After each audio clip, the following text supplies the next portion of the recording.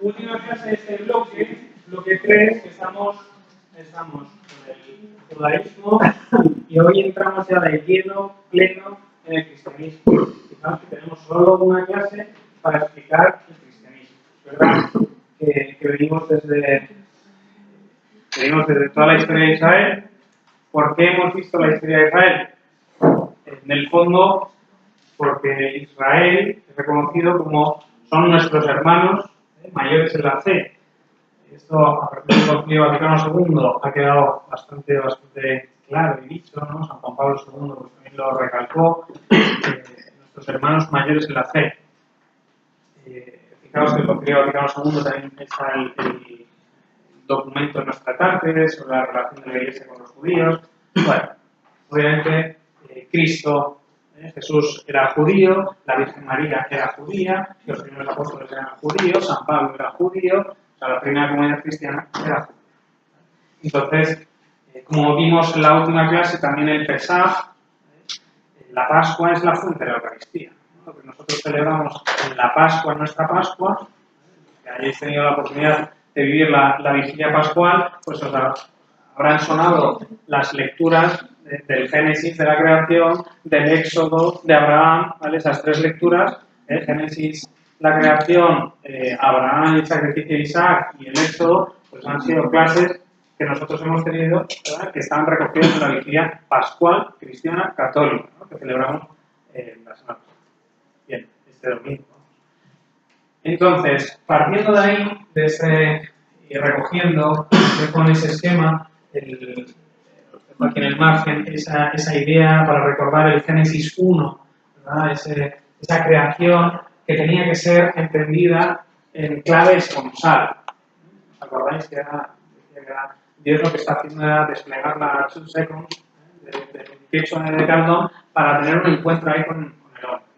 Una morada, estaba preparando una casa, una morada para su esposa, ¿vale? Que somos nosotros. Bien, esa es la clave y esa es, por así decirlo, la síntesis que vamos a ver que está durante toda la escritura y que va a ser también el mensaje que Cristo viene a recordar, a recalcar, a vivir, a llevar a plenitud. Jesucristo es la plenitud de la revelación. Decíamos, ¿no?, que era como si Dios se está revelando poquito a poco, se está quitando el velo poquito a poco. Bien, pues Jesucristo ya se lo quita del todo. De hecho, dice San Pablo, Cristo es la impronta, es la huella, es la marca de la sustancia divina. O sea, el mirar a Cristo es mirar a Dios, ¿no? El ver a Cristo es ver a Dios. Fijaos que esas son palabras que dice San Pablo, por su experiencia, por lo que él conoce, pero que son también palabras que dice Cristo, ¿no?, de sí mismo. Que en la última cena nos dice el libro, quien me ve a mí, ve al Padre.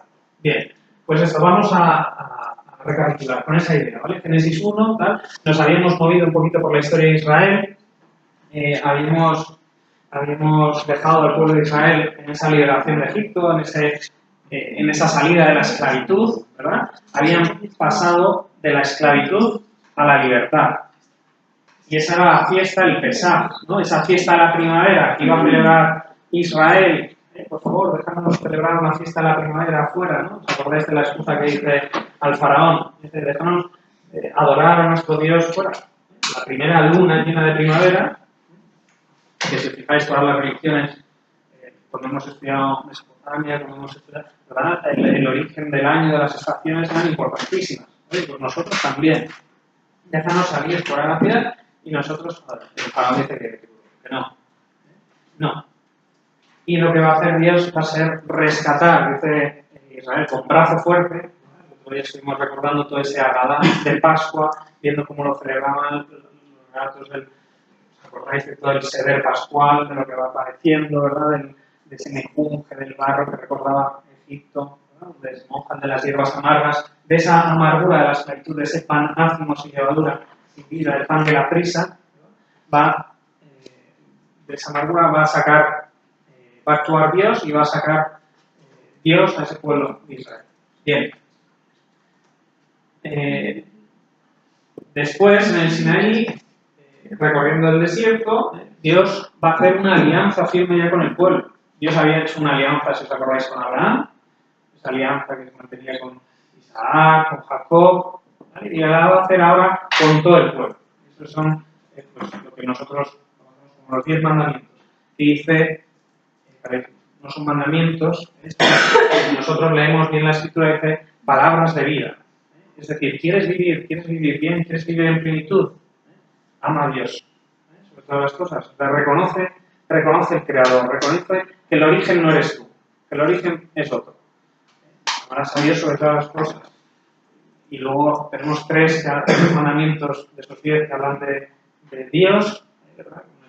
El las fiestas, todos estos. Y luego hay otros 7 que hablan de la relación entre nosotros. No robarás, no matarás. Ahí, en ese contexto del Sinaí, también Israel recibe una palabra muy, muy clara y muy fuerte, que es la del Shema. Pongo aquí, el Shema Israel, que es la oración que rezan los judíos varias veces en el día. Cuando se levantan, de día, a la tarde. Recordando. Esa es lo que dice, está recogida en el Deuteronomio capítulo 6, y dice, escucha Israel, el Señor nuestro Dios, el Señor es uno. Es el único Señor. Amarás a Yahvé tu Dios con todo tu corazón, con toda tu alma y con todas tus fuerzas. Dice, queden en tu corazón estas palabras que yo te dicto hoy. Se las repetirás a tus hijos. Importante, ¿verdad? Por eso veíamos en la Haggadah de Pesach, porque en la noche de Pascua, ¿verdad?, eran importantes los niños, esa transmisión de la fe. Dice, estas palabras, eso de que escucha Israel, el Señor nuestro Dios, el Señor es uno, y esto es una novedad. Pensad que todos los pueblos en el entorno de Israel eran politeístas. De repente surge este pueblo raro, familiar, que tiene un Dios. Nosotros hemos estudiado Mesopotamia, hemos estudiado Egipto y veíamos un montón de dioses, una pluralidad de dioses. Y sin embargo aparece este pueblo, un pueblo de esclavos, que tiene un único Dios, un Dios único, un Dios de Abraham, de Isaac y de Jacob. Yahvé. De solo hay un Señor. Esto es una novedad. De bueno, pues esto, se la repetirás a tus hijos, les hablarás de ella tanto si estás en casa como si vas de viaje, has acostado o levantado. Dice, las atarás a tu mano con una señal y serán como una insignia entre tus ojos.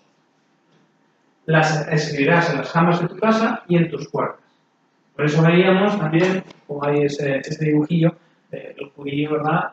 En el Sabbat, los que habéis estado en Israel y habéis visto el inicio del Sabbat, pues habréis visto también a los judíos con esos cordeles, ¿verdad?, con esos cartuchos, pues en la mano, ¿verdad?, en el brazo y entre los ojos, ¿no?, cumpliendo el Shema. Dentro de esos cartuchillos, ¿vale?, hay en unos pergaminos, en piel de cordero, kosher, todo esto tiene que cumplir unas condiciones, hay estas palabras, ¿no?, el Shema.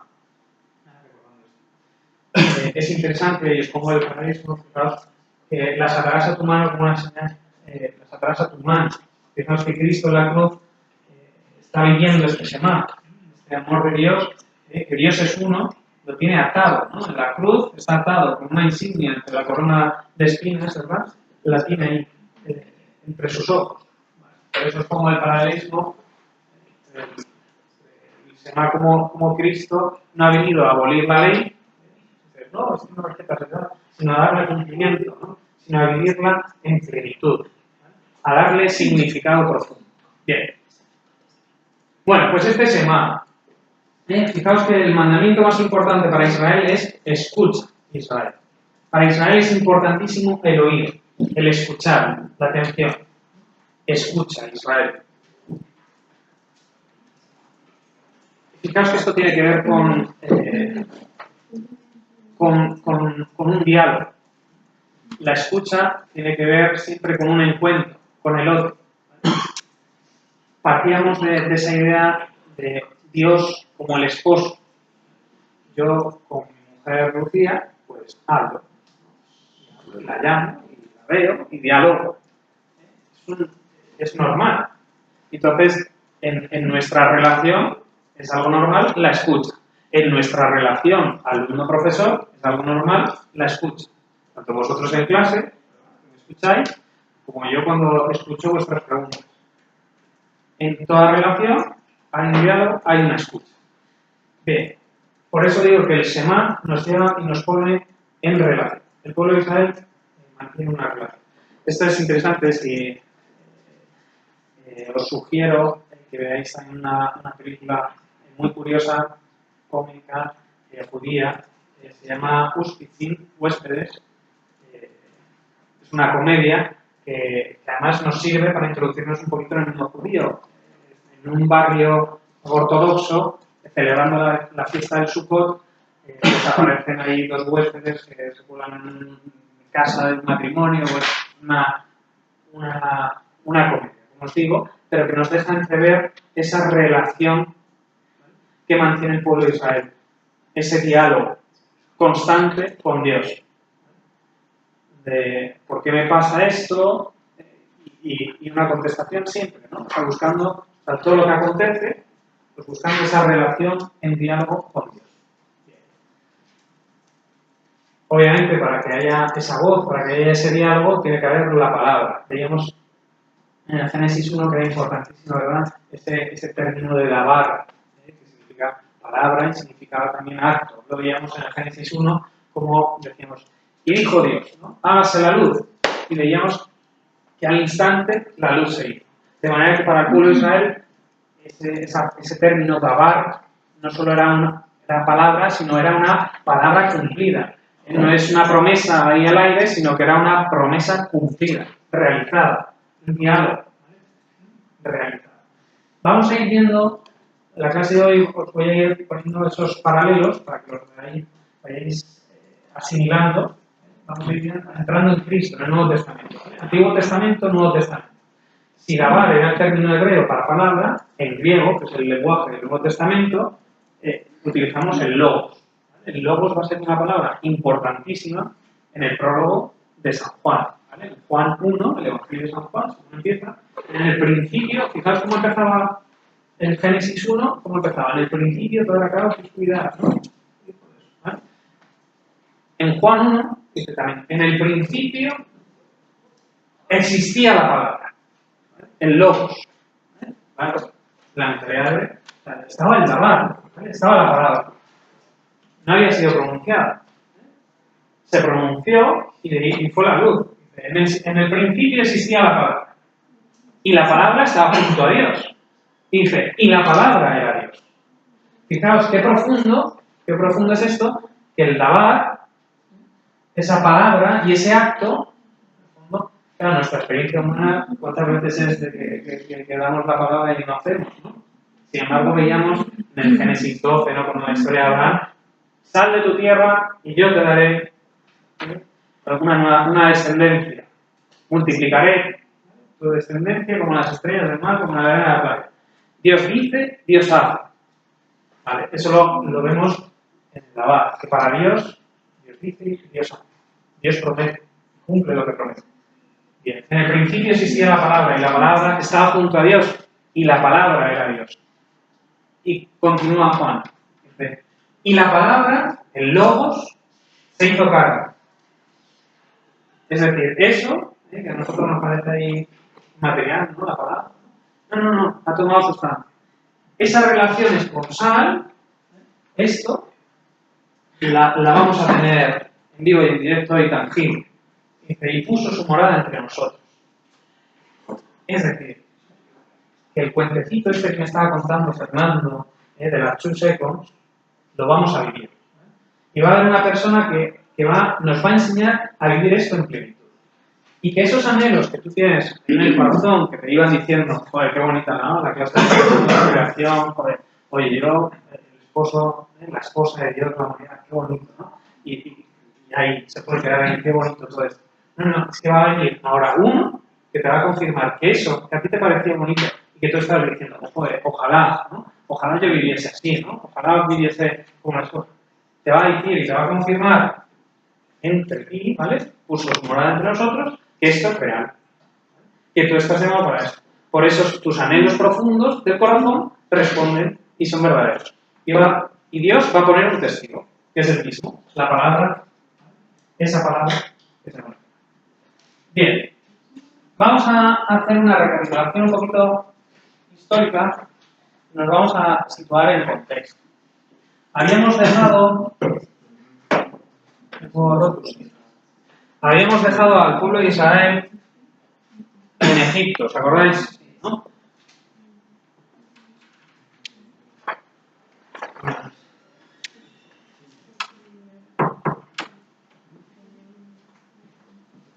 Bien, les habíamos dejado en Egipto, habíamos hecho el éxodo con ellos, ¿verdad? Habíamos visto cómo se nos abría el Mar Rojo delante de nuestros ojos, se hundían los carros del faraón, hemos sido liberados. El pueblo de Israel ha visto cómo ha sido liberado y cómo el faraón está muerto, ¿no? Aquel que les oprimía está muerto. Es interesante esto, y siempre os lo digo a vosotros como psicólogos, que la experiencia en el fondo de las escrituras es la experiencia del hombre.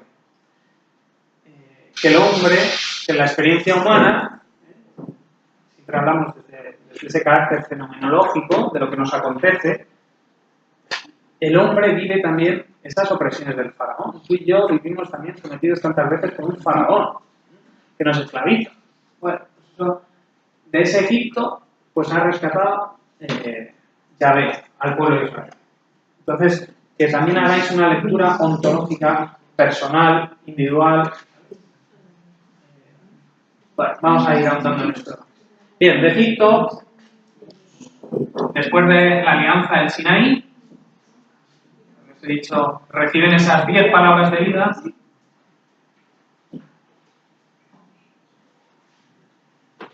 Y ese Semá. De ahí, bueno, pues emprenden al final, o es verdad que hay unas dudas, tal, hay una generación que perversa y que pues la precariedad del viaje no la aceptaba y que miraban siempre a Egipto, las cebollas de Egipto, ¿no? Aquí en el desierto no tenemos nada que comer, ¿no? Entonces, bueno, hay una generación ahí que perece, pero la siguiente entra en la tierra prometida.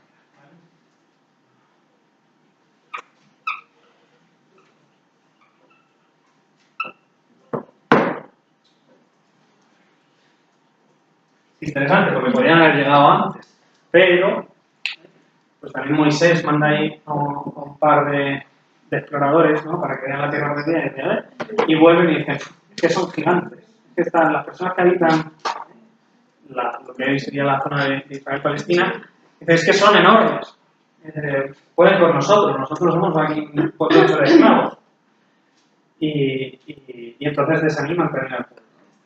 Al final, por esas dudas, por ese corazón también duro, después de haber visto cómo Dios era capaz de aniquilar al faraón y a su ejército, bueno, pues Dios les hace estar 40 años por ahí pululando por el desierto, ¿no? Hasta que pase esa generación, por esa dureza de corazón. Van pidiendo ahí comida, tal, ahí es donde Dios les va alimentando en el desierto. La experiencia del desierto también es importante, desde el paralelismo también personal. ¿Cuántas veces nosotros no en nuestra vida, en nuestra biografía, atravesamos etapas de desierto? Bien, ahí Israel experimenta que tiene un Dios que les cuida, que les alimenta. Donde no hay nada, Dios les da el maná, el pan del cielo. Aparecía todos los días una especie de escarcha, como una harinilla, en el campamento que la recogían y con eso hacían los panes y cocinaban. Y se alimentaban del maná. Un pan, ¿vale? Una harinilla del cielo. ¿Vale? Bueno, pues a pesar de esos cuidados, pues el pueblo de Israel pues tiene duro el corazón, ¿no? También otra experiencia humana. Bueno, total que llegan a la tierra prometida no por Moisés, sino por Josué. Interesante porque Josué, vamos a ver que tiene las mismas letras y va a tener el mismo sonido que Yeshua, Jesús, ¿vale? Entonces, bueno, ese paralelismo con quién entra en la tierra prometida con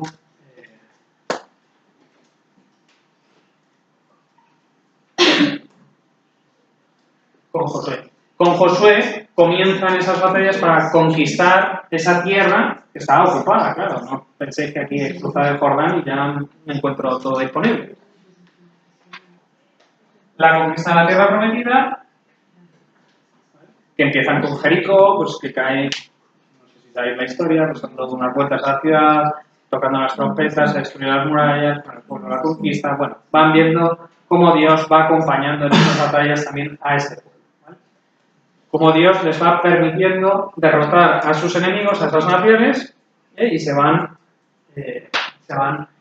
estableciendo en esa tierra, en la tierra prometida. Bien, hay un periodo ahí que llamamos los jueces.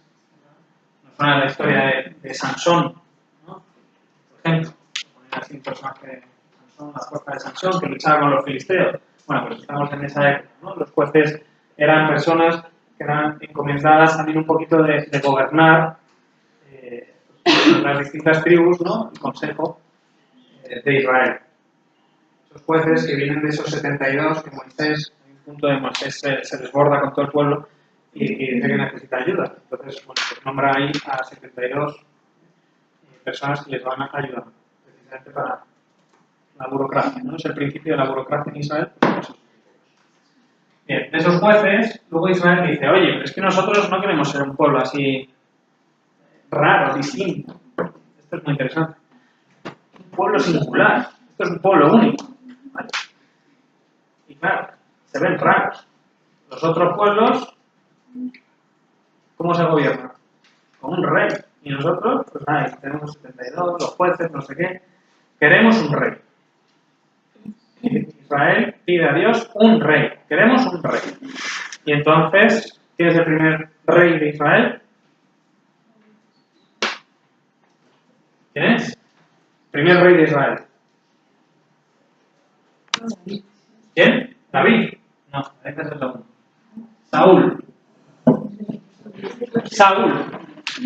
Una pregunta trampa para que me dejes. Saúl. Saúl es un ungido como rey de Israel. Un ungido. ¿Qué es eso de la unción? ¿Qué es ungir? ¿Qué significa ungir? ¿Ungir?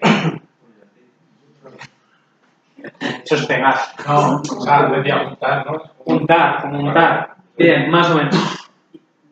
¿Y qué se unta? Bien, aquí en España podemos untar la mantequilla, pero también nos gustan las tostadas, ¿verdad?, por la mañana con el aceitito. ¿Verdad? El ungir es el aceite, ¿vale? Es verter aceite. En este caso, la elección de los reyes se significaba, se sacramentaba y quedaba como el signo de derramar aceite sobre la cabeza, en este caso de Saúl, ¿no? Un cuerno lleno de aceite se le derramaba sobre la cabeza y era ungido.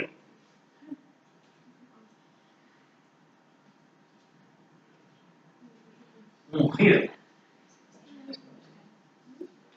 ¿Qué significaba esa unción? ¿Vale? ¿Por qué se derramaba ese aceite?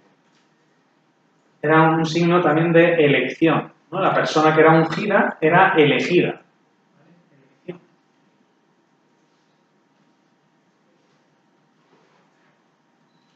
¿Y para qué elegimos a las personas? ¿Para qué el próximo domingo elegiremos? ¿Para qué? Para una misión, ¿no? La persona que elijamos entre todos los españoles tendrá una misión, que será, pues, presidir, bueno, pues formar un gobierno y presidir, ¿vale? Hay una misión. En este caso, fijaros que es una misión de servicio, ¿vale? Y un servicio a la comunidad. Bien. ¿Sabéis cómo se dice? Tenéis un poquito de culturilla ya, unas palabrotas hebreas. Ungido en hebreo. ¿Lo sabéis? Sí, lo sabéis. No sois conscientes. Mesías.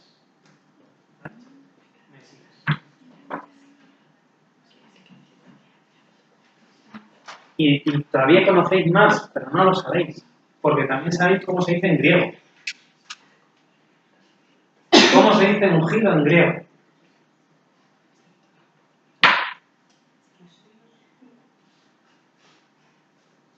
Cerca.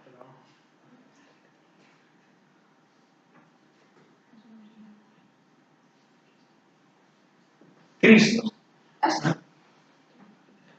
Cristo es griego, Mesías, Mesaya, en hebreo y ungido en castellano.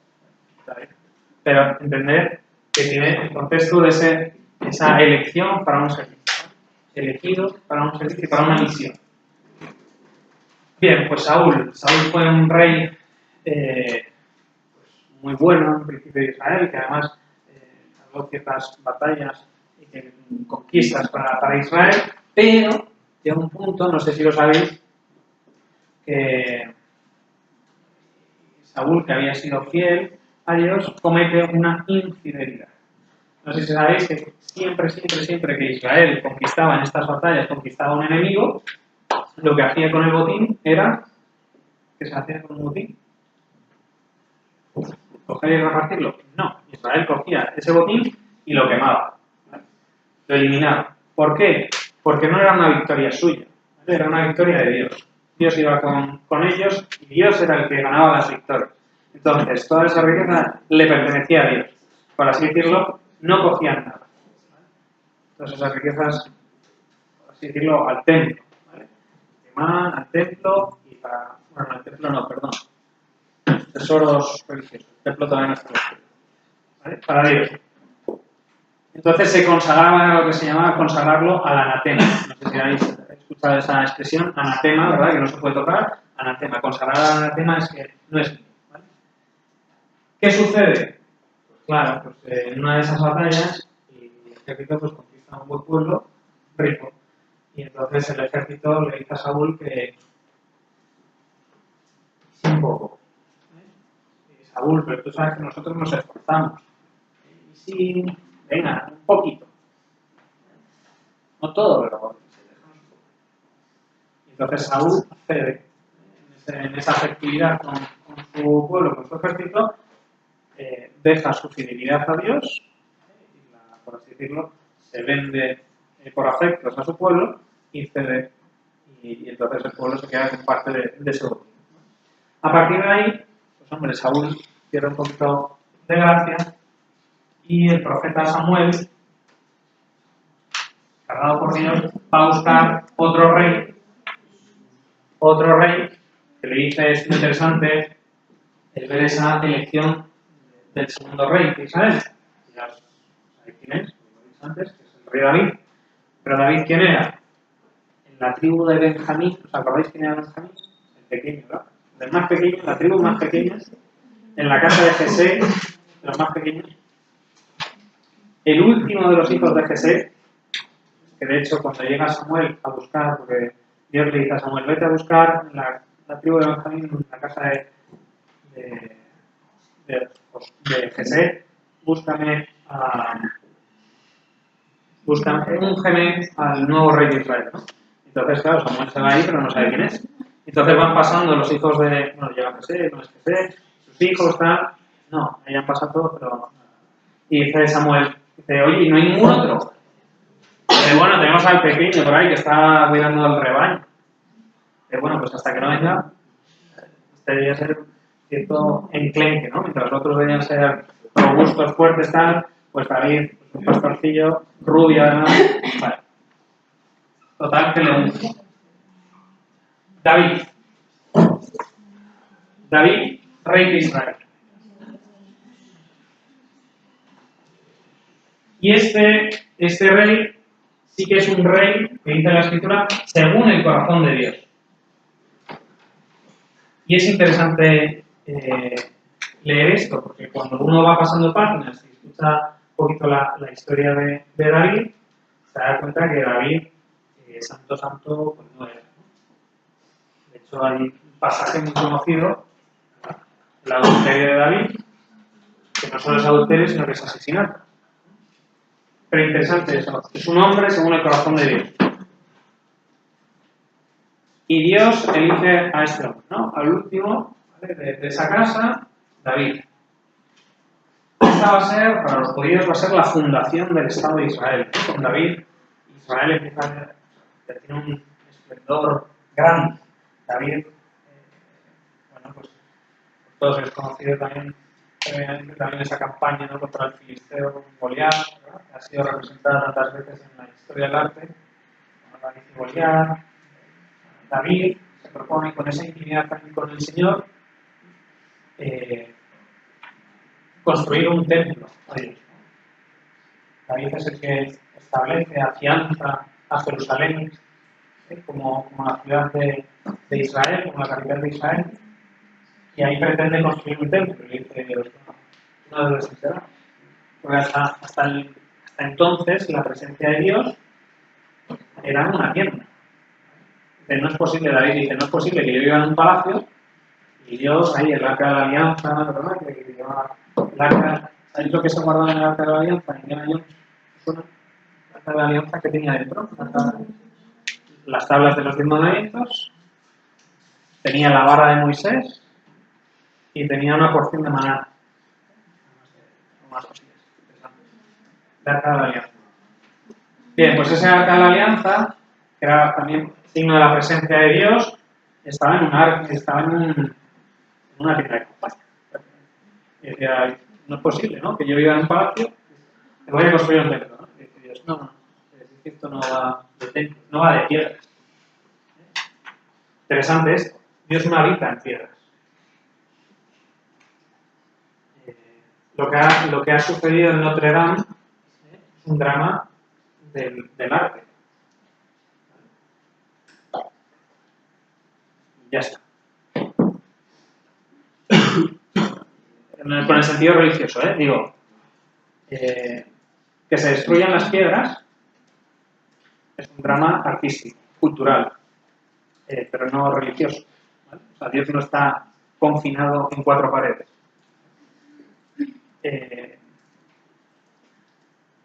¿Dónde habita Dios? Y esto también lo quiere. ¿Dónde habita Dios? El obispo de París, no sé si habéis leído, claro, la diócesis de París este año dice, no tenemos dónde celebrar la vigilia pascual, ¿no? La catedral está quemada, está toda llena de escombros. ¿Dónde celebramos la vigilia pascual? Y dice, quiero que todos los parisinos, los católicos parisinos, como signo, el cirio pascual lo enciendan en su casa. De manera que se entienda que la Iglesia somos tú y yo, que la presencia de Dios la llevamos nosotros. No sé si tenéis ocasión de leer estas palabras del obispo de París, que es un grande, lo dice. Dios no habita en piedras, habita en corazones. Bueno, pues eso es lo que le dice también Dios a David. Hay el episodio que os decía, David así muy fervoroso, ¿no? David es el que danza delante del arca de la alianza, que tiene mucho contacto con Dios y todo lo que queráis, pero es un pecador como la ropa de un pino.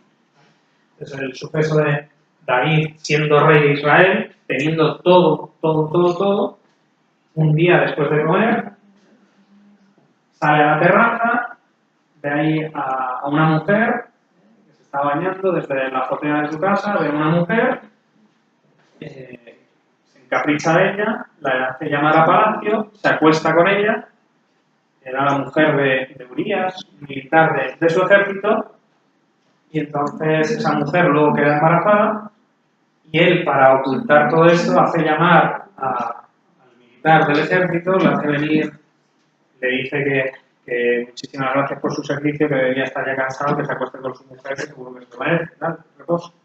Y Urías dice que mientras mi ejército está ahí en el frente de batalla, no puede estar acostado con su mujer.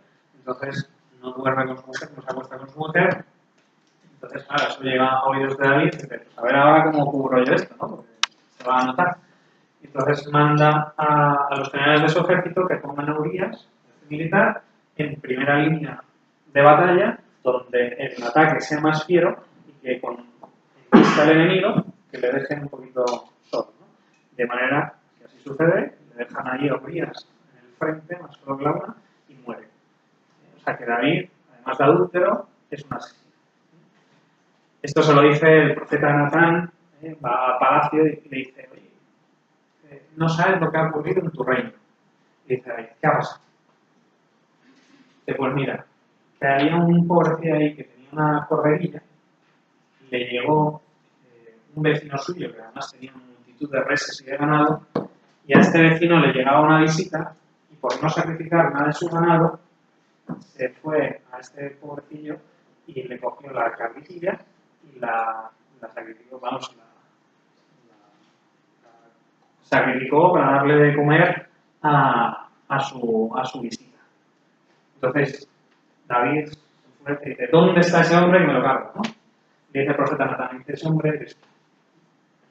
Y David, en ese momento, pues, acoge, asume lo que ha sucedido, y ahí es donde a David se le atribuyen los salmos, ¿no? El libro de los salmos se le atribuye a David.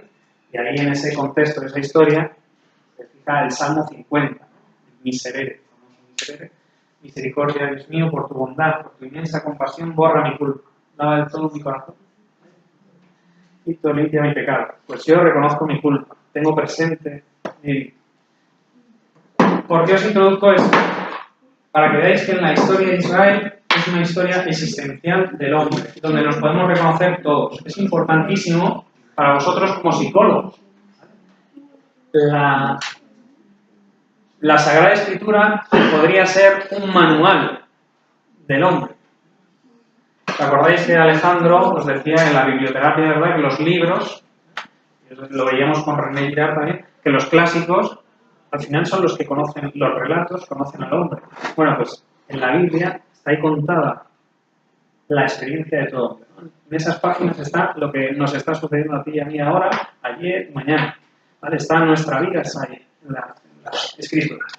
Bueno, David, los salmos.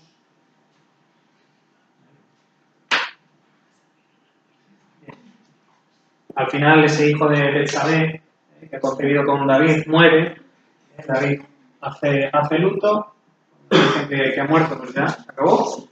Se levanta ¿no? Y con Betsabé la incorpora a su mujer y tiene otro hijo que se llama, ¿cómo se llama el hijo de David? Muy famoso, porque es el que lleva también, muy sabio. ¿Cómo se llama el sabio rey de Israel? Salomón. Salomón, ¿verdad? Nos suenan a nosotros las historias,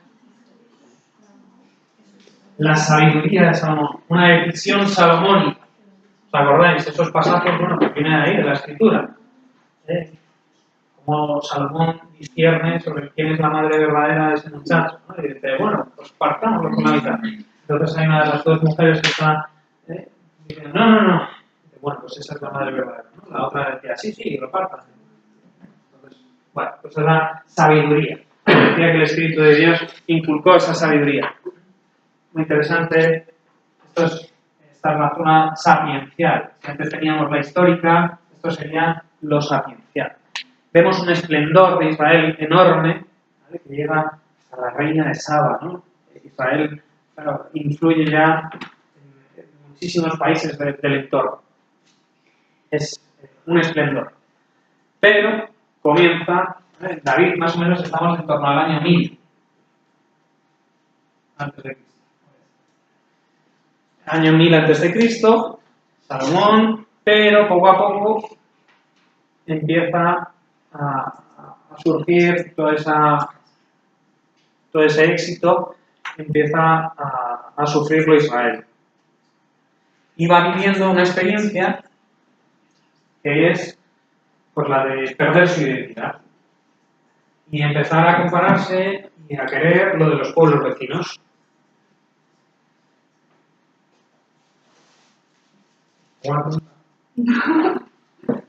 A los pueblos vecinos. Entonces, Israel pierde su identidad y va perdiendo también, en el fondo, a Dios.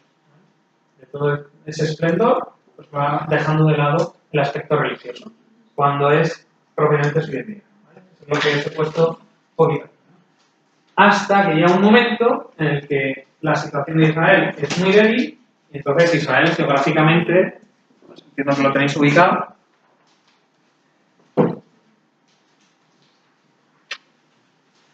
tenemos el mar Mediterráneo, tenemos el Nilo, ¿verdad? Egipto,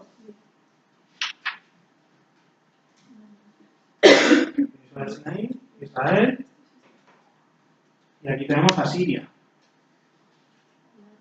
Eran dos enemigos enormes, ¿Vale? Dos potencias, ¿verdad? No solo Mesopotamia y Egipto. Los hemos estudiado como culturas enormes. Y ahí una cada ruta de pueblo, Israel.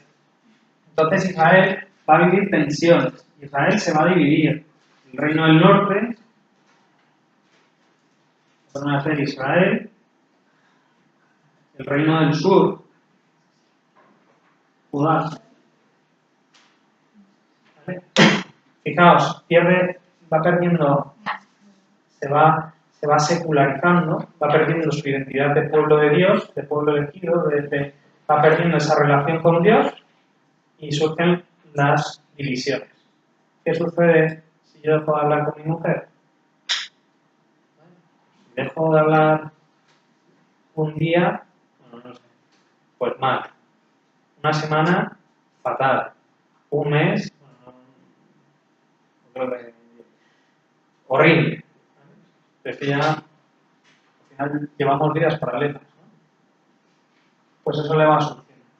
Ya que ahí es súper fácil, si yo dejo ahí que se enquiste algo con mi mujer, nos dejamos de hablar, es súper fácil que al final cada uno agarre por su lado y se monte su vida por otra parte, ¿no? Pues eso le pasa a Israel, ¿no? Que se divide. Entra la división. De perder el diálogo, la intimidad con Dios, surge la división entre el pueblo. Y eso les va a hacer muy vulnerables frente a sus enemigos. Asiria es una potencia y Asiria lo que va a hacer va a ser llevarse al reino del norte y los va a deportar a Nínive. Y después Asiria va a ser conquistada por todo el imperio de Babilonia, y con Nabucodonosor se va a llevar a Judá, el reino del sur, a Babilonia. ¿Sí? Y esto es lo que la experiencia del exilio. Esto es bien conocida. Hay una famosísima ópera de Giuseppe Verdi, Nabucco. ¿Suena? Nabucco. Y hay de hecho, bueno, pues la ópera va sobre toda esta situación. Es una situación, además de exilio, Verdi la escribe también porque Italia está sucediendo lo mismo entre la Italia del norte y la Italia central. Entonces hay una situación y de hecho se les están exiliando fuera, el norte, y entonces de manera para contestar y poner en situación todo esto, Giuseppe Verdi utiliza Nabucco para poner frente al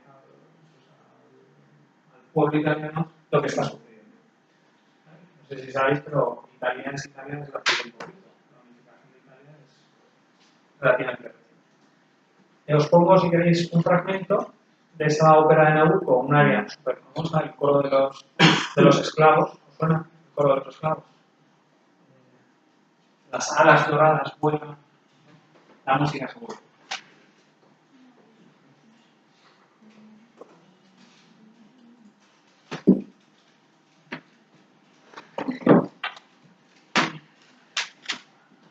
Nabucco.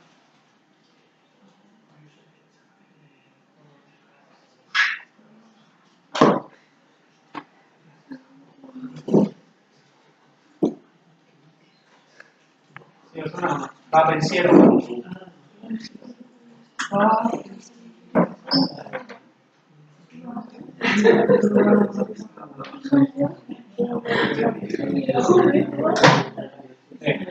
Ahí creo que va a ser.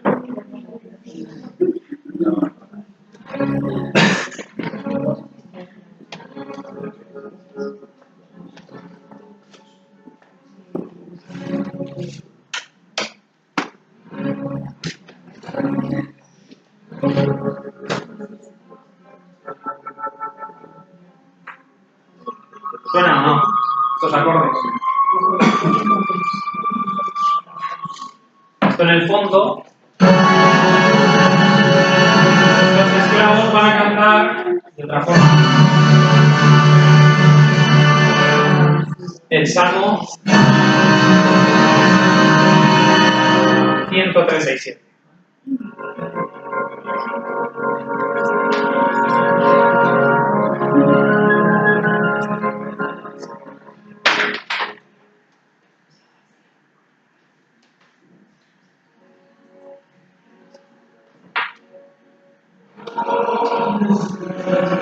Quedaros con el texto. Sí, no, suena.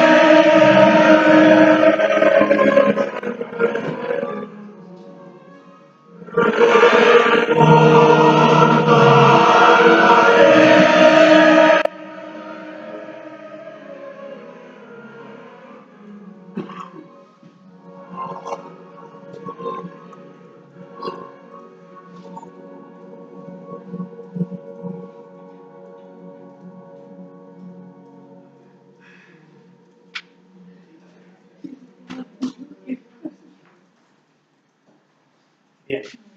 Conocida. Bien, pues ahora, fijaos que esta es la experiencia del exilio. El pueblo de Israel, vuelve a ser esclavo. Ha abandonado a Dios, ha vivido un adulterio.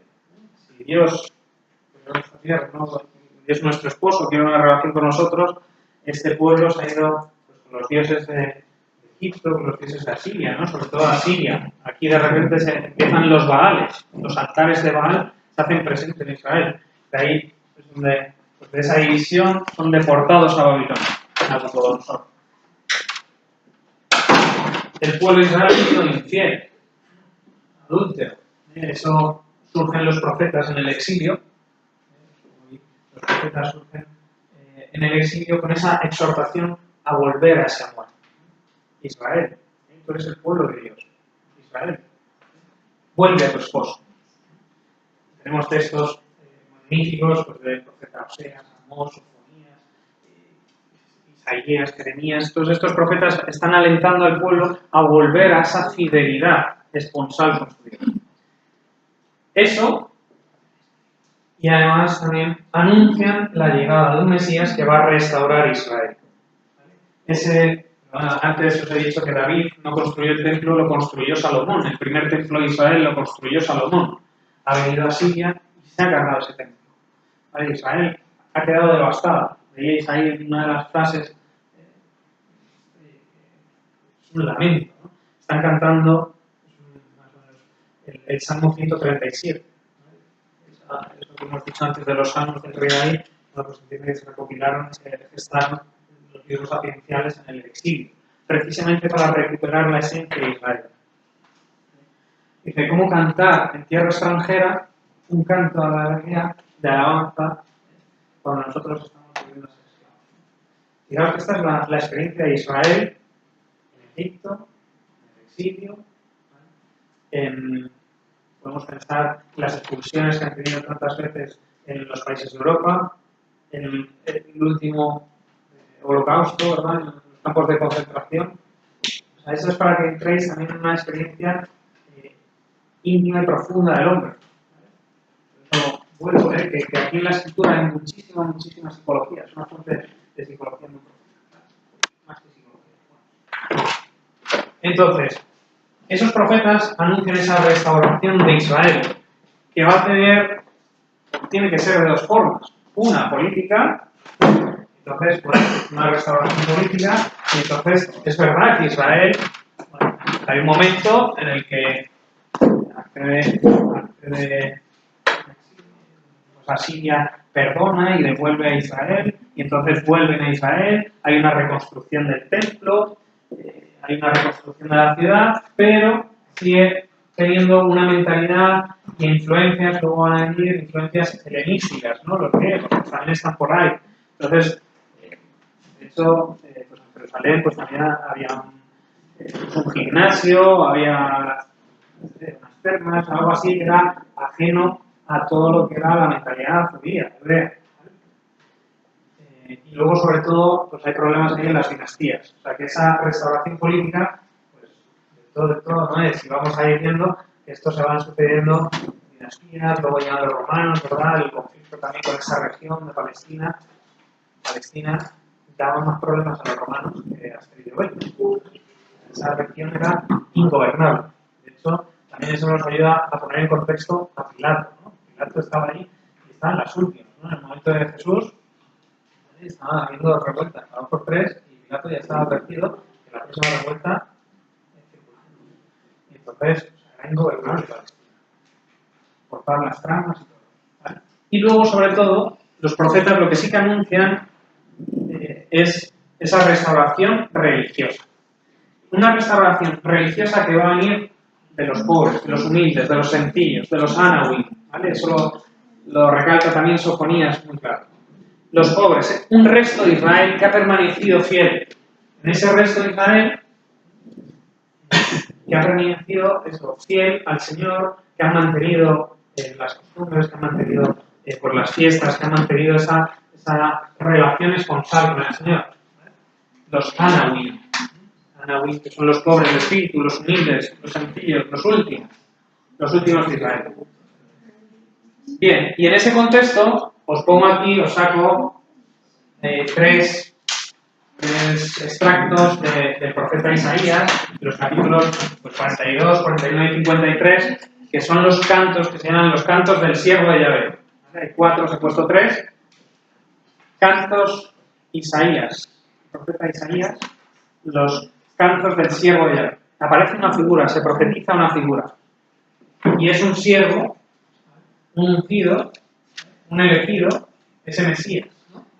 que va a tener estas características. Dice Isaías 42. Esto es muy importante, porque cuando un judío que conoce todo esto, vamos a ver ahora, y de repente descubre la historia de la pasión, la historia de Jesús, de repente se le encienden muchas luces. ¿Vale? Un judío domina la escritura y está viviendo esto. De hecho, hoy en día, no sé si habéis oído hablar, pero hay muchos judíos mesiánicos. ¿Vale? que reconocen a Jesús como el Mesías. O sea, están dando un paso ahí interesante.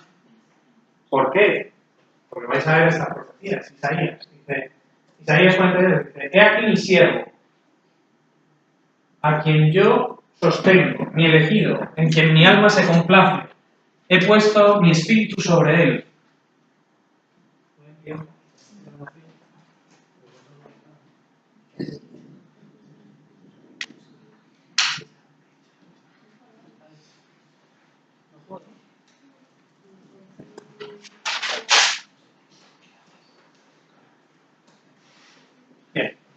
Dice: aquí mi siervo, a quien yo sostengo, mi elegido, en quien mi alma se complace. He puesto mi espíritu sobre él. Él dará el derecho a las naciones.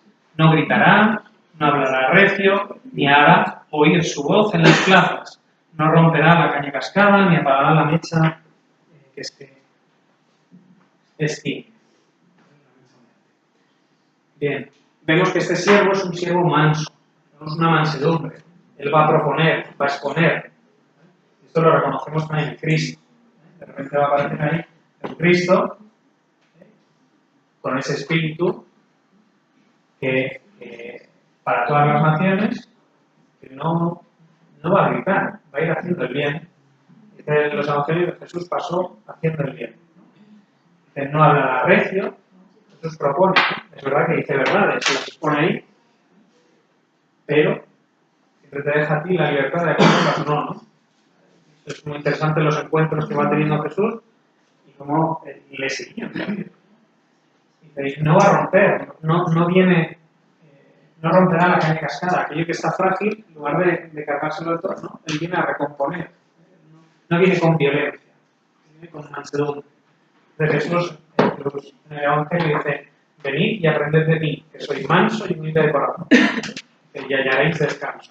Esto es interesante también. Cuando os encontréis pacientes ahí fatigados por el quehacer, ¿dónde está el descanso? La humildad, la mansedumbre. Bien, vemos ahí Isaías 49.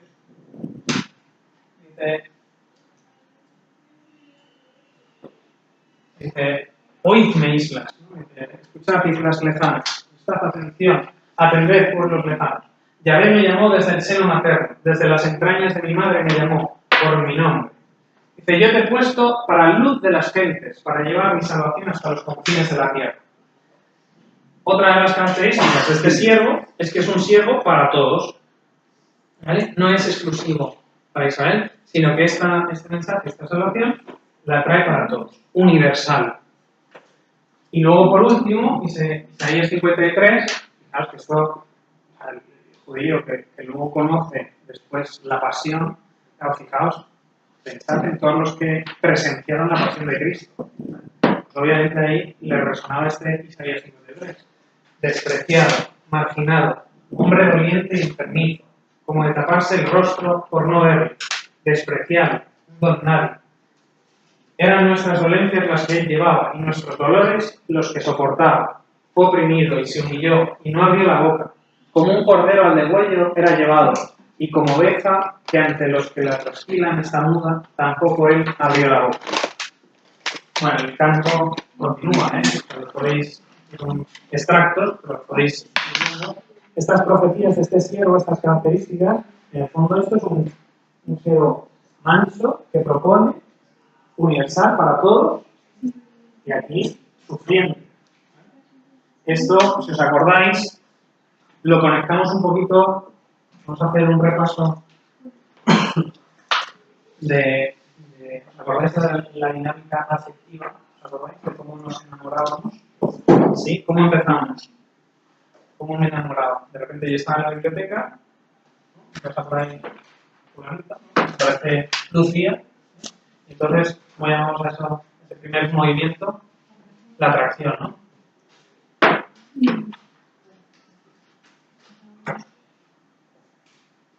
La atracción. ¿Vale? Y decíamos que un movimiento lineal, es verdad que eso luego lo ponemos ahí entre comillas, porque si nos metemos en girar, ¿verdad? Con todo lo de los espejos, bueno, pues ahí vemos que puede ser triangular, ¿vale? A lo mejor a mí me gusta Lucía porque hay un modelo también. Pero bueno, vamos a dejarlo y esto en el plano de las emociones. Luego teníamos una segunda fase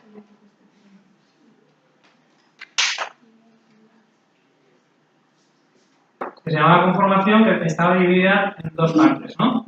¿Qué nos sucedía? De repente yo me fijo en Lucía y le veo que va y que está estudiando ahí un torso de anatomía y veo que está estudiando medicina y además es una chica muy aplicada que tiene ahí todos los apuntes cogidos, subrayados, tal, no sé. Y entonces voy diciendo, oye, estudia medicina, y digo, me gusta, ¿verdad? Y además es súper ordenada, me gusta, y además es agradable, y me gusta, y la he escuchado hablar como no sé qué, me gusta, y sus amigas, me gusta. Y no, coaptación, ¿verdad? Coaptación, que en el fondo es conocimiento, y complacencia. Que es en el fondo decirse, me gusta.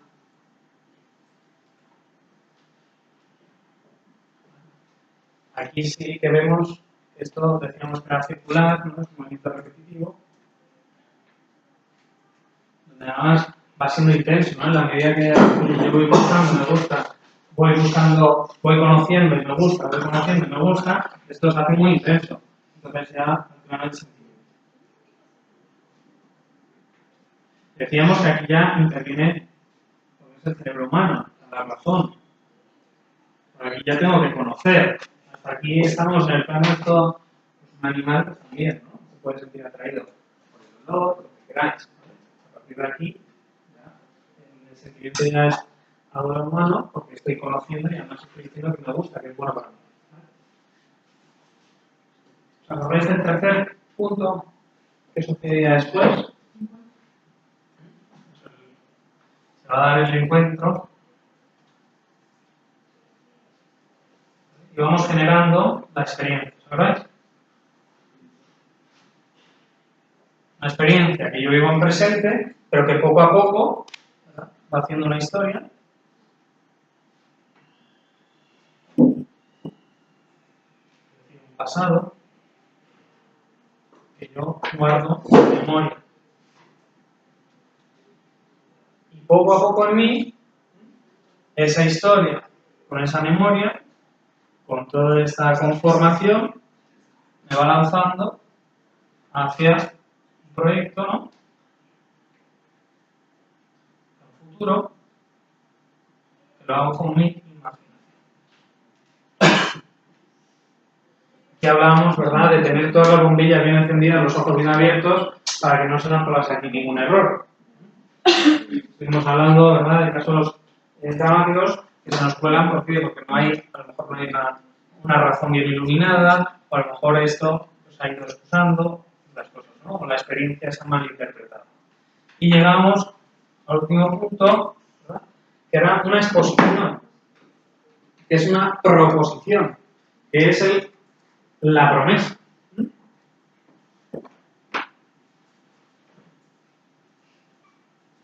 La promesa. Exponernos. Yo te expongo y te comunico la promesa. ¿Os acordáis qué definición dábamos de amar? Esta era la dinámica afectiva. La dinámica del amor. ¿Qué es amar? ¿Os acordáis de la definición? Muy importante, ¿eh? No, compartir no. No. Comunicar, pero comunicar ¿qué? Comunicar un bien. Comunicar un bien. Muy bien, pero es similar. No, pero vamos a ver que es mucho más.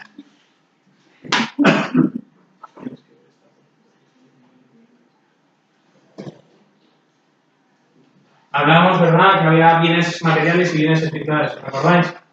Por ejemplo, el bien material era el rotulador, el rótulo, ¿vale? Y que esos bienes materiales, cuando yo los doy, ¿verdad?, cuando yo lo doy, yo lo quiero.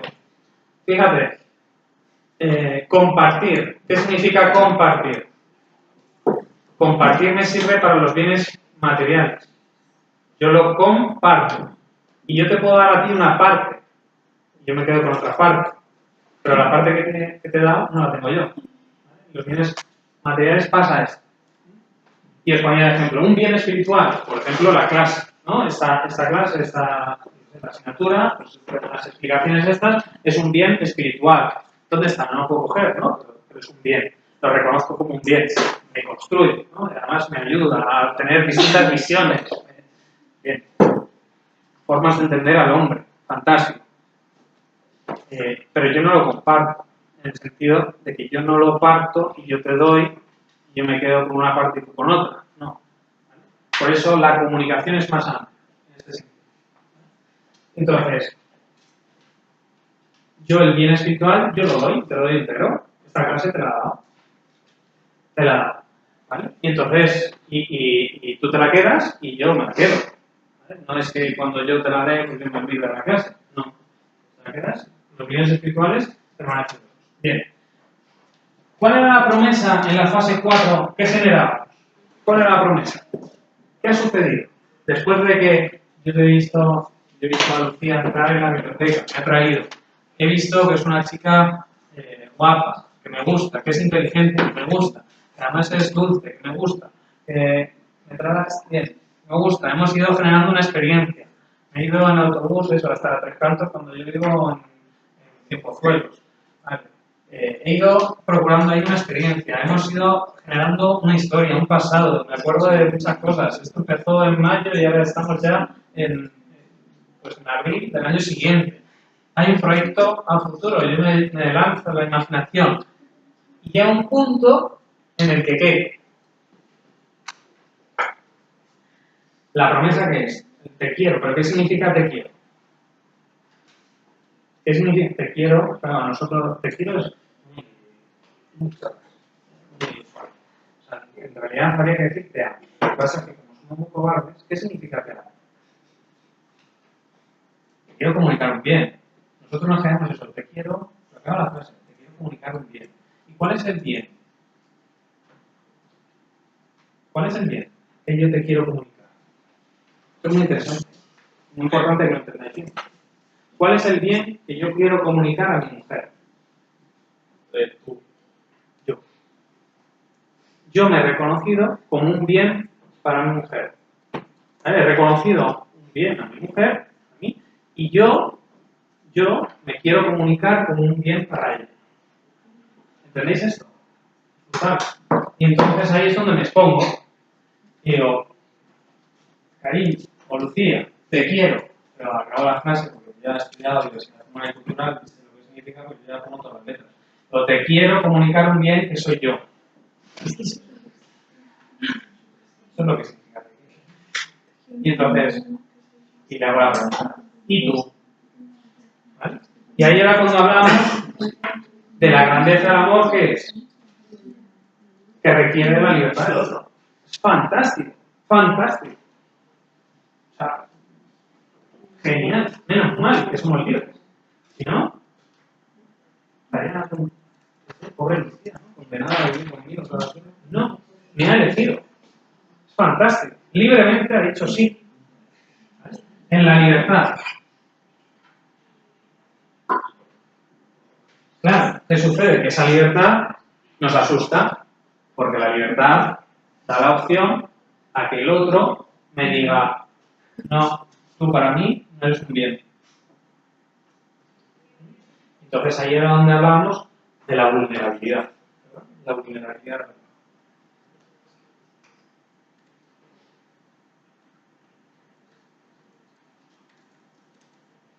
La vulnerabilidad. Claro, ¿qué sucede? Que muchas veces aquí entran heridas de desamor. Ojo, yo he vivido todo esto muy bien, muy bien, muy bien. Realmente hay un encuentro, una experiencia, aquí yo tendré pistas, ¿vale? Para que cuando yo diga el te quiero, ¿vale? Más o menos vaya siempre con miedo, ¿no? O sea, yo tuve mis nervios y mis versículos en las tripas, pero vamos, estaba bastante claro, ¿no? Pero siempre está la libertad del otro. Cuando está bien vivido. ¿Qué sucede muchas veces? Y esto tenéis que tenerlo claro como psicólogo. ¿Qué sucede? Que muchas veces hoy estamos adelantando esta promesa y la metemos aquí, en fase 2, cuando no ha sucedido nada. Y de repente yo veo a un tío en la discoteca y me enrollo con él. ¿Qué significa ese? Claro, en la otra clase hemos estado hablando del beso. Claro, me han dicho, cuando les he explicado esto, en lugar de la promesa, me han dicho, y aquí es cuando le das el primer beso. Claro, bien, sí. ¿Y qué significa el beso? El beso significa que ya, claro, es que es muy bonito. Entonces, ¿qué es? Que nuestras existencias están siendo ya tangenciales. Es decir, que nos tocamos en la intimidad. O sea, que mi persona y tu persona se tocan. Fijaos que los besos solo se dan en ámbitos de intimidad, en la familia. ¿No? Entonces, besos pues, a mis padres, a mis familiares, a mis tíos, a mis primos y a mis amigos, en la intimidad, en mi corazón. Está recto. Y besazos, pues solo a mí. La intimidad de la persona. Porque el beso también expresa, el cuerpo siempre es expresión de la persona. Entonces hay un lenguaje. Un beso significa eso. Estamos llegando a la intimidad. Ahora, ¿qué sucede cuando ese lenguaje ya ni significa nada y además lo planta ahí en la atracción? Pues que muchas veces, ¿qué voy a vivir? Esta vulnerabilidad, pero aquí, en fase 1. Entonces, voy a ser súper vulnerable. ¿Vale? Y voy a acumular una de heridas brutales. ¿Por qué? Porque sí, muy bien. ¿Vale? Me gusta estar, no sé qué, nos empeñamos de quiero, sí, fantástico, pero 2 fines de semana ya está, olvidado. ¿Vale? Entonces eso lleva a una herida. ¿Vale? Porque yo he hecho una promesa, tú me has dicho que sí, pero luego un no, ¿vale? Al final es un no. Y a la semana siguiente, otro no. Y a la siguiente, otro no. Y otro no, al final eso son heridas. Se van lastrando. Un corazón herido. Y herido de desamor. ¿Sí, de verdad? Porque no jugamos bien. Si seguimos aquí, oye, pues yo ya voy teniendo pistas, cuando de repente me dice que no quedamos y empezamos a distanciar el vernos, pues ya voy viendo que a lo mejor no hay que gastarse a la piscina. ¿Vale? Hay muchas maneras de plantear este reto, antes de generar ese te quiero. Bien, esas heridas de desamor. ¿A qué me lleva a mí el desamor? Fijaos, esto os lo he dicho. Comunicar un bien espiritual puede ser esta clase. Vulnerabilidad. Yo como profesor experimento también esa vulnerabilidad. Yo os doy esta clase. En vuestra libertad queda el que vosotros acojáis o no esta clase. Yo aquí me expongo. Y estoy dándoos con muchísimo cariño, ¿vale? Después de la atracción a la docencia, atracción a este aula, ¿vale? Oye, pues estos chavales son una fiesta, me gustan, ¿vale? Toma tú, me gustan. Hemos tenido un encuentro, unas clases, ¿vale? Bien, una historia, podríamos hablar ahí, ¿os acordáis de cuando? Bien. Un futuro, el examen, ¿no? ¿Cómo será este cabrón? Bien, imaginación, vale, y llega la promesa, os quiero, yo estoy en las clases, me preparo las clases, os quiero, estoy aquí, ¿y qué me encuentro?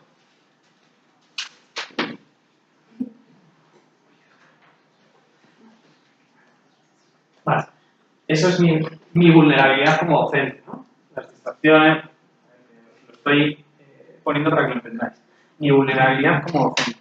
En ese amor, yo os estoy comunicando un bien y hay algo que pasa. No lo reconoce como un bien, pasa. Y ojo, que no es la clase, que yo aquí me expongo como persona. Soy yo. El tiempo no es estas 2 horas. Es mi vida. Bien. Vulnerabilidad. Bueno, pues esto mismo, claro, ¿qué sucede si yo voy acumulando en mí experiencias de desamor? Como profesor, por ejemplo. Al final, ¿qué voy a hacer? Me voy a frustrar y cuando yo me frustro, ¿qué voy a buscar? Si estoy desencantado por otros, al final yo voy a buscar una compensación por otro lado. Voy a compensar. Y voy a dejar, en el fondo voy a dejar de amar. Voy a dejar de este camino, voy a dejar de comunicar bien. ¿Cómo van a ser mis clases? Si yo me apago, ¿cómo van a ser mis clases? ¿Creéis que van a comunicar muy bien? El primero, ¿creéis que yo voy a reconocer un bien en esta clase para nosotros? No, ¿verdad? Me apago. Y voy a dejar de vivir en el amor. Y voy a vivir para mí mismo. Entonces diré, bueno, pues a ver, yo cobro tanto, no sé qué, estas clases que me suponen. 2 horitas con cuarto de psicología C, pues no, ni idea. Digo, venga, son 200 euros al mes, pues venga, por 200 euros, por 200 euros aguanto esto, vengo aquí, os suelto la chapa, paso de vosotros, no me importa nada. ¿Vale? En el fondo, ¿cuál es mi motivación? Yo mismo y mi dinero. ¿Verdad? He perdido la comunicación de un bien, la pasión por la docencia, la pasión por vosotros, para formaros, para que tengáis ahí una herramienta que el día de mañana os salga como psicólogos, y al fondo, todo es para mí. Cuando yo no comunico un bien, yo no amo, que es lo contrario de amar, vivir para mí, el egoísmo. El egoísmo, el egoísmo, el egoísmo. ¿Y cómo acaba? Cuando yo me meto en esa rutina, ¿cómo creéis que voy a acabar? Siendo el tío más feliz del mundo. Amargado, triste. ¿Vale? Eso es la muerte óntica. La muerte del ser, sin sentido. Pues sí, por 200 euros, lo que queráis. Pero ¿qué leches hago yo aquí? ¿Y por qué madrugo? Tal, no sé qué, triste, depresión. ¿Entendéis esta...?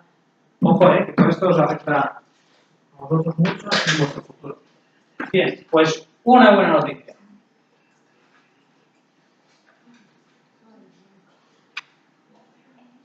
Buena noticia. Ese logos que habíamos dejado ahí se ha encarnado. Dios que prometía, te amo, se ha hecho carne. Esa es la buena noticia. Ese es Jesús. Yahvé salva. Decíamos, Dios salva. Emmanuel, Dios con nosotros. Dios está con nosotros. ¿Para qué? ¿Qué significa esto? Dios te ama, Dios está aquí con nosotros, contigo. Dios conoce tu situación. ¿Qué te crees? ¿Que te he dejado solo aquí en mitad de Auschwitz? No. Yo estoy contigo. ¿Qué te crees? El sufrimiento que tienes, la orfandad, el cáncer, lo que queráis. ¿La solución cuál es? ¿La eutanasia? No. Yo estoy a tu lado. Mirad, el director de mi colegio tiene una experiencia fortísima con su madre, que murió de cáncer severísimo, y su padre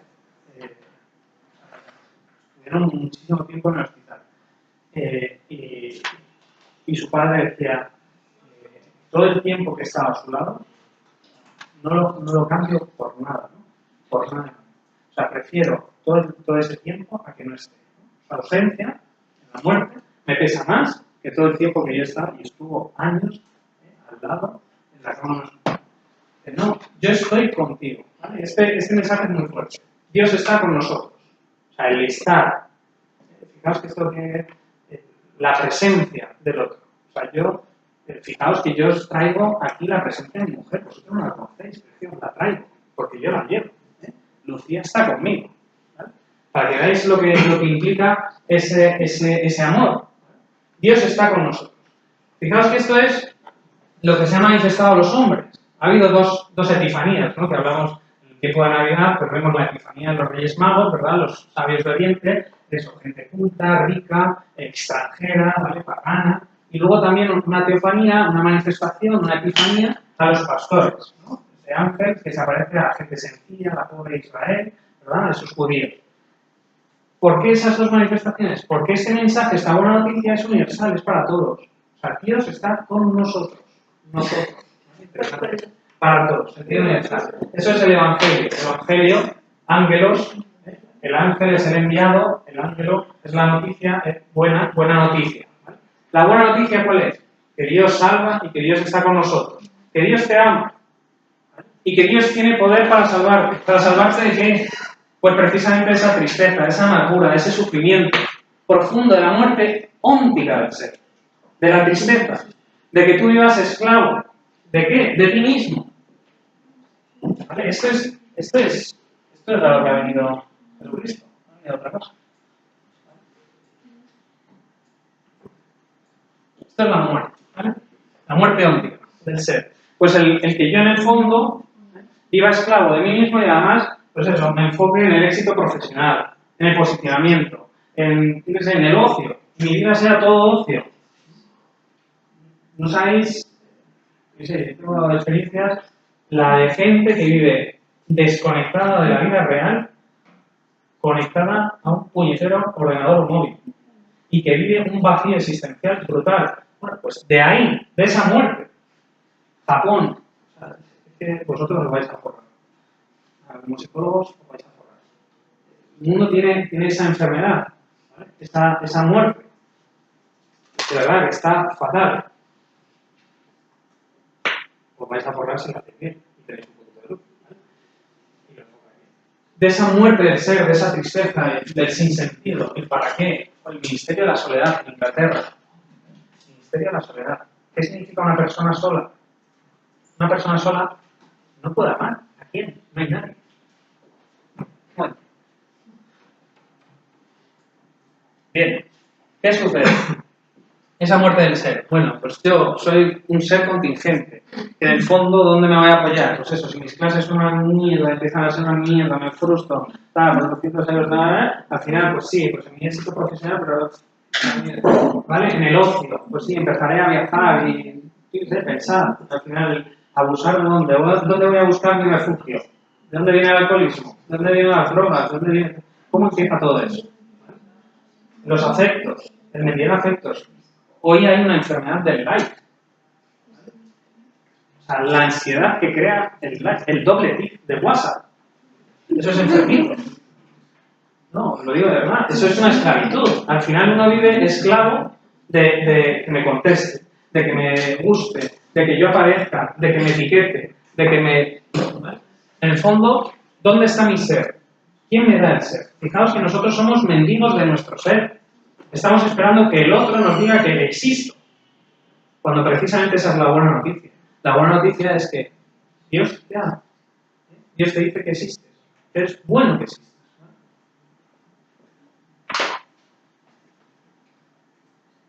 Bien, decía ahí, dice, esta es la experiencia que dice en los hebreos, dice, el hombre, por el miedo que tiene a la muerte, a esta muerte, a este no, a estas heridas, claro, como yo, después de 5 nos, ahora le voy a decir a uno que le quiero. ¿Cómo? Me aterra. Entonces, ¿qué voy a hacer? Voy a hacer el pino puente para que me diga que sí. Y si me tengo que, pues lo hago. Y si tengo que, lo hago. ¿Vale? Por el miedo que tengo a la muerte, a que me diga que no, yo hago el pino puente, hago lo que sea. Y entonces me convierto en el fondo en esclavo del pecado. Y hago cosas que no quiero. Esa es la experiencia. Lo que dice aquí Pablo en los Romanos es la experiencia la mía. No hago el bien que quiero, o sea, que conozco que es lo bueno, sino el mal que en el fondo no quiero. Esto desde las personas del mal. Mi hermano me coge el coche sin permiso, se pega una piña y me deja el coche ahí siniestro, él y eso, pero el coche siniestro, y yo, pues, no le digo que quiero. Que sería lo que yo quiero es tener una relación con él, pero me sale lo que no quiero. ¿Vale? Y es así. ¿Vale? Y sé adicciones. Y sé que tirarme todo el día en internet no está bien, pero es que no puedo. Y sé que vivir de los likes no está bien, pero es que no puedo. Y sé que emborracharme todos los fines de semana por regla general, pues no, ¿vale? Aunque sea solo por la reseca. Pues no, pero es que no puedo. Y entonces vivo aquí en esa esclavitud. Y ahí es donde surge esta buena noticia. Cristo murió por todos. Dice, para que los que vivan, no vivan más para sí mismos. No vivan más para sí mismos. Ese es el drama del hombre. Vivir para uno mismo. O sea, vosotros como psicólogos, ¿a dónde tenéis que llevar al hombre? A vivir para el amor. En la comunicación de un bien. ¿De dónde tenéis que rescatarlo? Pues del vivir para uno mismo. Para uno mismo. Para uno mismo. Ahora, claro, tenéis aquí un maestro.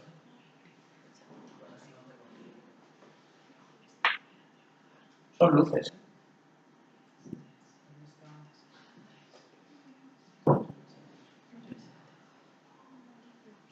Bien.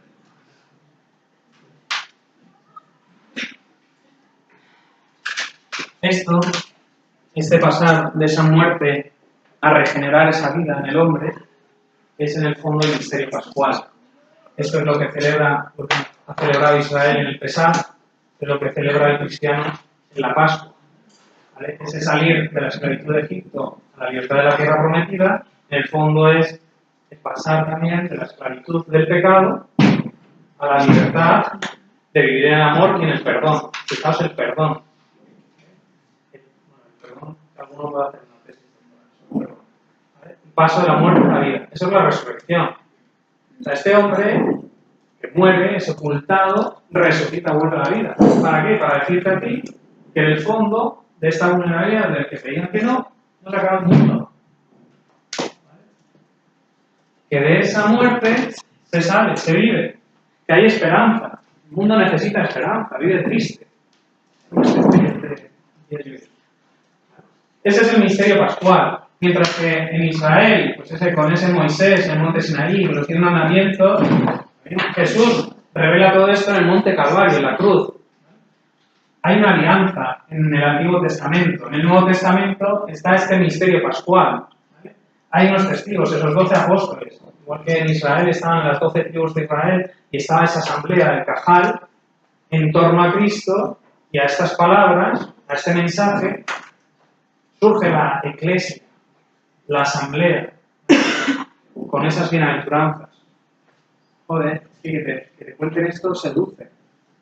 O sea, que tú estás hecho para amar, que hay uno que te ama en lo más profundo, en las mierdas más profundas que tienes en el corazón y que te conoce como eres y que ahí te ama, pues eso, mi mujer Lucía, que es una santa, pero que no me ama mis mierdas, de todo. Pues ni siquiera yo las conozco. Y sin embargo hay uno que de ahí me saca. Vale, dice el Concilio Vaticano II, en Gaudium et Spes 22, hay una frase que es brutal. Dice: el misterio del hombre solo se esclarece en el misterio del Verbo encarnado. El misterio del hombre. Por eso os digo que esto, a vosotros como psicólogos, debe dar muchísima luz. El Verbo encarnado. Pues esa es la experiencia de la Iglesia. ¿Qué es la Iglesia? La Iglesia no son piedras. Decía Notre Dame, ¿no? Pues Notre Dame, pues fantástico, son las piedras. Pero no es la Iglesia. Las piedras de la Iglesia están vivas, son los cristianos. ¿Qué es la Iglesia? Pues la comunidad de los creyentes en Cristo, testigos del misterio pascual, es decir, testigos de la resurrección, es decir, que estaban muertos y ahora viven, y capaces de hacer presente a Jesús a lo largo de la historia. El ser cristiano no es ser cristiano porque sí o sin razones. No. Parte de esa experiencia, de la experiencia pascual, de que estoy muerto, ¿vale? He estado muerto y ahora estoy vivo. ¿Vale? Es algo personal. El cristianismo es un encuentro con Cristo. ¿Vale? Y Cristo rescata, Cristo salva. ¿De dónde? De esa muerte. De esta muerte del ser, yo estaba muerto, ya estoy vivo. Si nosotros nos leemos las grandes biografías, si tenéis a mano las confesiones de San Agustín, os las recomiendo. Porque veréis ahí cómo narra su juventud, cómo narra su vida y cómo Dios, de ahí, de una muerte, le ha arrastrado a la vida. Y esto que los santos, claro, los santos que son grandes testigos, pues ocurre también en los pequeña escala, pues nosotros, ¿no? los cristianos. Y eso es lo que nos hace ser comunidad. Todos los que tenemos en común esta experiencia de que nosotros estamos muertos y vivimos. De que yo era esclavo de los placeres, esclavo de los afectos, que yo hacía el pino puente porque me amasen, que yo era esclavo del ocio, que yo vivía, en lugar de los 7 días de la semana, yo vivía solo para 2 noches, yo era esclavo del ocio, y sin embargo a mí, de ahí, Dios me ha rescatado de esa esclavitud, me ha llevado a vivir los 7 días de la semana, las 7 noches y las 7 madrugadas, y me levanto a cambiar para ellos. Fantástico. Me ha rescatado. De mi egoísmo, me ha rescatado. De vivir para mí, yo, a una vida para ti. A mí, esa es mi experiencia. Esa es mi Pascua. Ese es mi misterio pascual. ¿Vale? Si vosotros, claro, les podría contar un poquillo mi vida personal. ¿Vale? De cómo yo empecé mi carrera de ingeniería centrada en mí y en lo que quería ser yo, y la torre de Babel que tenía para mí, donde no entraba nadie más. Y el que yo esté aquí dedicado a la docencia, para mí, esto sí, ¿vale? Por eso yo, Fernando, soy testigo de este misterio pascual. Porque creo que Cristo ha tenido poder en mi vida y formo comunidad. ¿Vale? ¿Entendéis la iglesia? El sentido de la iglesia.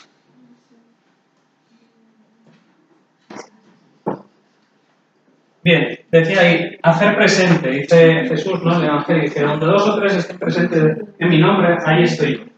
Bien, eso es la Shekinah.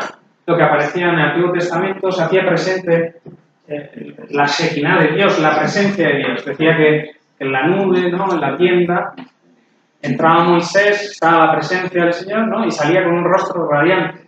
¿Cómo no? ¿Cómo de la iglesia no vas a salir con un rostro radiante? Te estás juntando con gente que antes no vivía para sí mismos, encorvados ahí en su ombligo, y ahora viven para todos. Eso es la iglesia. La iglesia, dice el Papa Francisco, un hospital de campaña. Sus heridas nos han curado. Sus heridas nos han curado. Un hospital de campaña. Claro. Y luego, fuentes históricas de la fundación de la iglesia. ¿Vale? La fundación de la iglesia, claro, comienza con Cristo, por Galilea, anunciando todas estas cosas. Y entonces se le va diciendo un número ingente de discípulos. Muchísimos discípulos le seguían. De esos discípulos, luego hay 72, por así decirlo, que son enviados. Y además dice el Evangelio que le acompañan muchas mujeres, que además aportan bienes y que mantienen, por así decirlo, la misión. Y luego llegan esos 12, ¿no? Los 12 apóstoles, que Jesús nombra de manera especial. De manera que esa comunidad se va organizando. Y eso pues, lo tenemos ya después de la muerte de Jesús, después de la pasión, lo tenemos en Pentecostés, donde reconocemos una iglesia ya reunida en torno a María, con María, la Madre del Señor, ¿no? Los apóstoles, los discípulos, y va a estar organizada. Pero una iglesia que tiene una misión. Esa comunidad de testigos tiene una misión. ¿Cuál es? Dar testimonio. ¿Sabéis cómo se dice testimonio? Testigo en griego. Vale. ¿Cuál es la misión que tiene la iglesia? El martirio. ¿Vale? Dar testimonio de que esto es verdad. ¿Cómo mueren los mártires cristianos? Dando su vida, perdonando.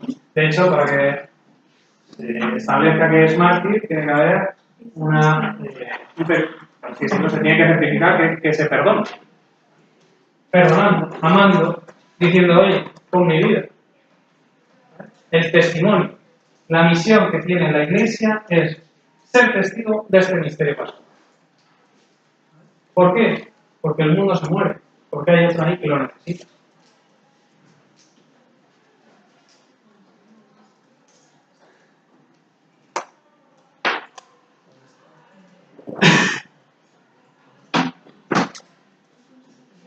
Bien, fijaos que además esto no es algo.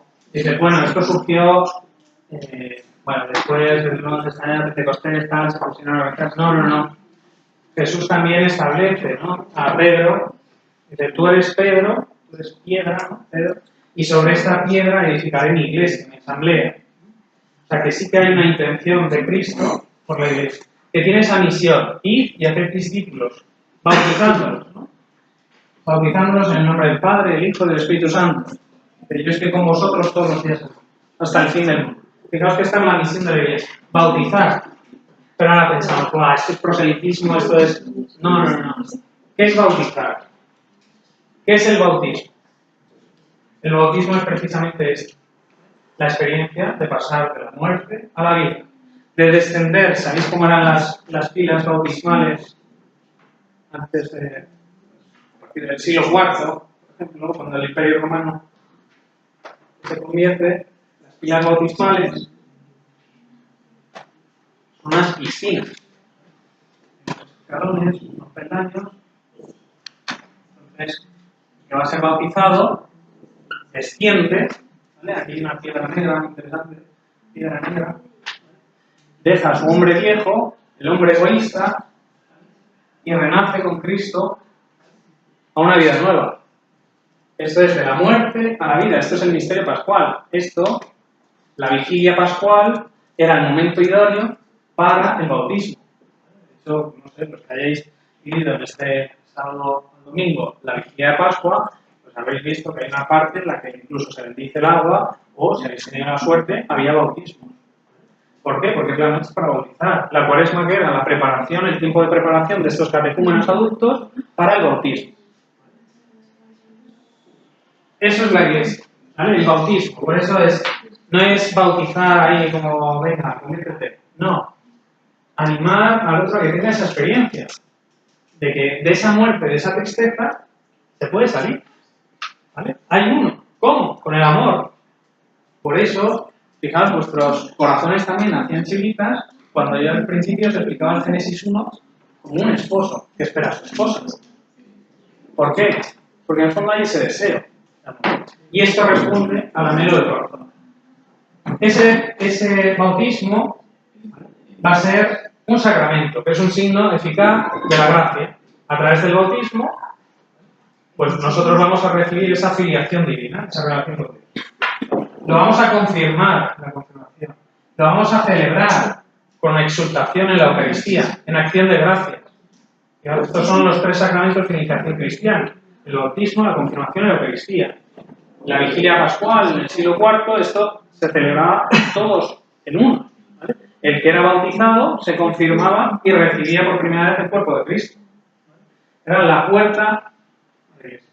Después de estos sacramentos vienen 2 de sanación, de curación, el de la reconciliación, que es el del perdón, y el de la unción de enfermos. La unción de enfermos, que tenemos 3, 2 de curación, y luego hay otros 2 sacramentos, el del matrimonio y el orden sacerdotal, que están destinados al servicio de la comunidad cristiana. ¿Qué hace el sacerdote? Pues el sacerdote también tiene la función, como la Iglesia, de administrar los bienes espirituales. Y además es testigo de que, oye, la vida no es solo esto, ¿no? Nosotros en la Iglesia Católica, en el rito romano, pues hay un punto que también ese celibato pues nos llama la atención y nos dice, oye, ¿cómo un hombre puede vivir sin casarse? Pues eso ya, por lo menos, nos plantea un interrogante sobre y nos abre la puerta a algo más. Y nos dice, oye, pues es la vida aquí no se acaba. Y el matrimonio, ¿por qué está al servicio de la comunidad cristiana? Hay algunos que responden, muy simple, cuando dices esta pregunta, no, pues para tener hijos, para procrear. Y se pone más. No. Es muchísimo más grande. El servicio que hace el matrimonio es precisamente reflejar que este amor es real. Que lo que te está contando, que el hombre está llamado a vivir en el amor. Que la sed que tú tienes en el corazón es real y que es posible y que hay respuesta. Eso es el matrimonio. Y que si os acordáis, cuando veíamos el Génesis, no era simplemente pues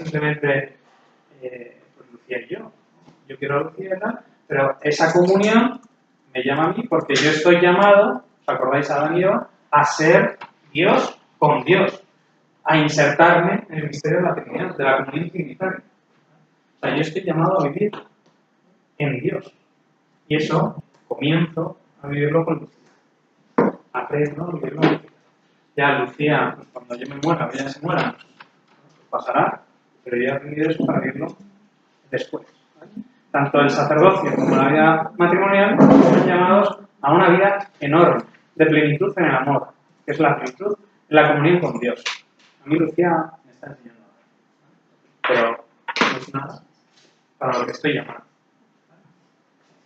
Bien, pues un poquito. Una pregunta un poco pequeña. Venga, ¿El examen va a ser todo chicotes? No. ¿Cómo va a ser esa? No, ¿sobre qué? ¿Cómo va a ser esa? El examen tiene 2 partes, una tipo test y luego otra, que es muy importante, la clase de hoy y las 2 anteriores. ¿Por qué? Porque va a ser un texto.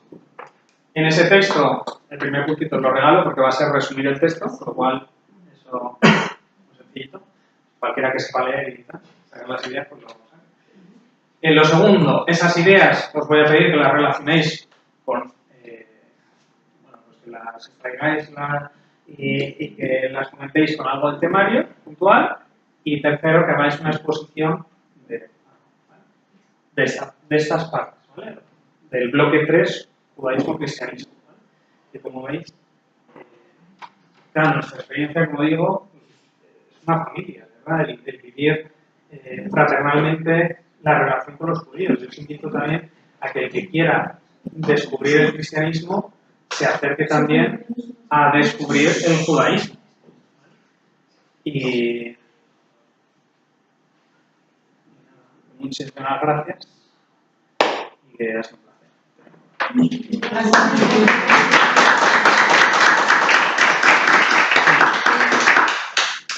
Libres, ¿eh? Quiero dormir.